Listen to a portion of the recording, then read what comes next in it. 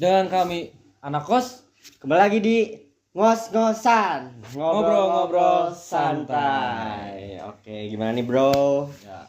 Jadi teman-teman, kali ini kita akan ngobrol-ngobrol tentang bagaimana media sosial bisa meningkatkan komunikasi dalam logistik. Ini adalah suatu topik yang menurut saya menarik sih ya. Iya sih, benar. Niki, karena biasanya ya kalau kita bicara tentang logistik tuh yang kepikiran tuh pasti soal gudang, kurir, dan aktivitas ekspor impor ya.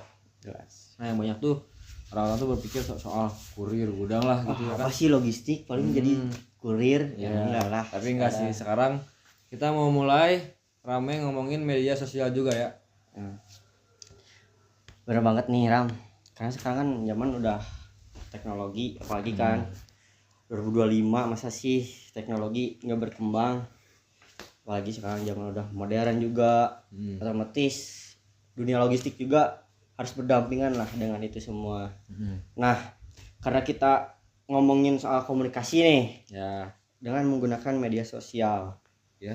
itu tuh bisa bikin meningkatkan komunikasi gitu, lebih Benar-benar. fleksibel, Ya, efisien juga. Karena komunikasi tuh hal penting kan dalam apapun, terutama dalam rantai pasok atau supply chain kan. nah iya. Kita ngirim barang harus ada koordinasi, konfirmasi. Intinya kalau misalkan ada problem harus ada laporan dong. Ya. Nah, dengan menggunakan media sosial ini bisa lebih memudahkan itu dibanding kita kalau misalkan lagi ngirim barang ada problem harus balik lagi ke kantor nulis lagi. Nah, dengan media sosial ini tuh bisa lebih efisien lah. Gitu mak.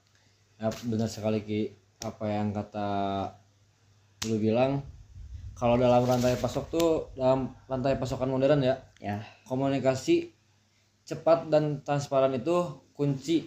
Makanya itu media sosial menjadi hal penting untuk diperhatikan, baik itu WhatsApp, Telegram, bahkan LinkedIn dan Twitter lah, dan masih banyaknya lagi lah.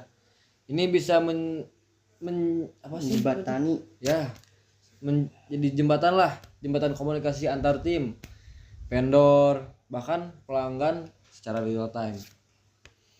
Tapi ini ya, kalau misal kita menggunakan alat komunikasi nih kayak WhatsApp, itu bukannya itu informasi